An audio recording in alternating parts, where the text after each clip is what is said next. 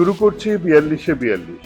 নির্বাচনের আগে বাংলার ৪২টা আসনের প্রবণতা কেবল নয়, সেই প্রবণতা কিরকম ভাবে বদলে বদলে যাচ্ছে সেটারও খবর দেব আমি, অনিকেত চট্টোপাধ্যায়। হাওড়াতে রাজনৈতিক পথ পরিবর্তন হয়েছে বহুবার। মূলত কংগ্রেস আর কমিউনিস্ট পার্টি জিতেছে, হেরেছে, আবার জিতেছে। এই হাওড়া থেকেই সিপিআই এর প্রবাদ প্রতিম নেতা মোহাম্মদ ইলিয়াস জিতেছিলেন ৫৭ আর ৬২ সালে। তখন এটা ছিল শ্রমিক অঞ্চল বলেই চিহ্নিত, শ্রমিক নেতারাই এখান থেকে দাঁড়াতেন। তারপরে সমর মুখোপাধ্যায় সিপিআইএম নেতা, ট্রেড ইউনিয়ন নেতা জিতেছেন ৭১, ৭৭, ৮০। হঠাৎ তাকে হারিয়ে দিলেন প্রিয়রঞ্জন দাশবংশী। হাওড়া শিল্পাঞ্চল তখন ভুগছে, তালা পড়েছে কারখানায়, দরজায় উনি পকেট থেকে চাবি বার করে দেখিয়েছিলেন, বলেছিলেন কারখানা খুলে দেবে, জিতেছিলেন। তালা অবশ্য খুলে। হাওড়া শিল্প কারখানা আজও তার অতীতের গৌরব ফিরে পাওয়া তো দূরস্থান, এখন ছাঁটাই লোহার দখলদারি নিয়ে মাফিয়াদের রমরমা বাজার। ১৯৯৮-৯৯ এর ছোট্ট সময় একবার তৃণমূলের হয়ে প্রাক্তন আমলা বিক্রম সরকার জিতেছিলেন, কিন্তু তিনি ৯৯-তেই আবার সিপিআইএম এর কাছে হেরেছিলেন।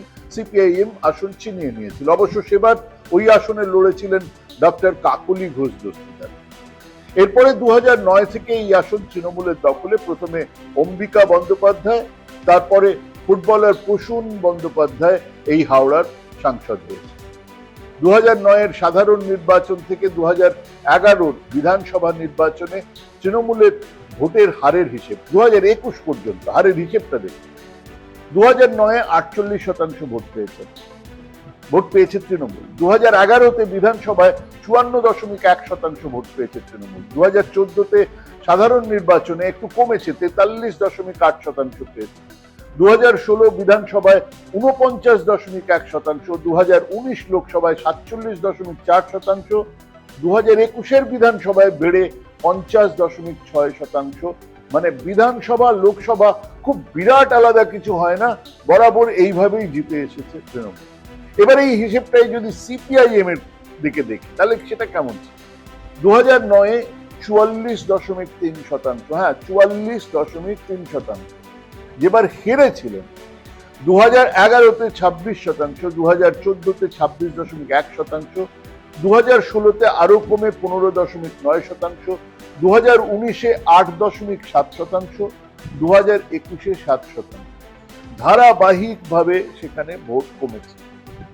বিজেপি ২০০৯-এ ছিল মাত্র ৩.৮% ভোট পেয়েছে, ২০১১-তে ৪.৬%, ২০১৪-তে হঠাৎ সেটা বেড়ে 22.2%, ২০১৬-তে কমেছিল আবার 13.৫%, ২০১৯-এ আবার বেড়ে সেটা ৩৮.৯%, আর ২০২১-এ আবার খানিকটা কমে ৩৪.২%।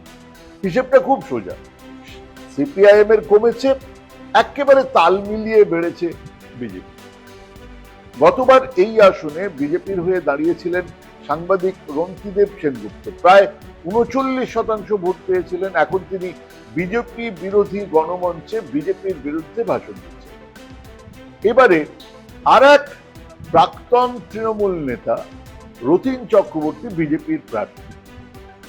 তৃণমূলের প্রার্থী সেই পিকের ভাই পিবি, মানে প্রসূন বন্দ্যোপাধ্যায়, আর সিপিআইএম এর নতুন মুখ আইনজীবী সব্যসাচী চ্যাটার্জি।